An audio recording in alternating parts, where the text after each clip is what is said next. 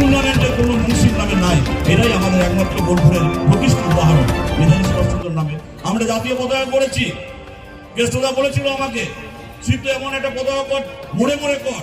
আমি একটা দিয়ে আরম্ভ করেছি খেলার মাঠে। যে খেলোয়াড়রা যেটা আসবে নেতাজির স্যালুট ডেকে নেতাজিকে চিনবে এবং দেশকে স্যালুট দিয়ে খেলা শুরু করবে। তার জন্য 84 ফুটে জাতীয় পতাকা বসিয়েছি। আগামী দিনে যদি সুযোগ পাই বোলপুরের প্রত্যেকটি প্রান্তে, কখনো কাশীপুরের মোড়ে, কখনো সুরুলের মোড়ে, কখনো সামবাটির মোড়ে এই 84 ফুটে জাতীয় পতাকাও আমরা উত্তোলন করব। সেই জায়গা থেকে আমরা আস্তে আস্তে সেই চেষ্টা করছি। আজকে যেহেতু আমাদের ঘরোয়া অনুষ্ঠান এবং কিছুক্ষণ পরে এখানে বিনোদনমূলক অনুষ্ঠান আছে এবং কেশব দে আসছেন, এবং আমি আর একজনের খুব প্রিয়, মানে উনি আমার প্রিয় পাত্র, তিনি 53 বছর বয়সে মারা গেলেন।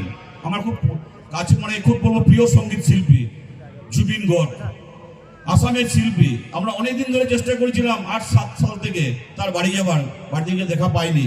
কারণ তিনি যে গানটা করেছিলেন সেটা বিশ্ববন্দিত হয়েছিল।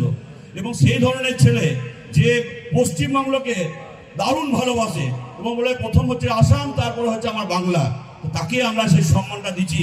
যার শোভাযাত্রায় প্রায় 14 থেকে 15 লক্ষ লোক হয়েছিল। তার নাম জুবিন গর্গ।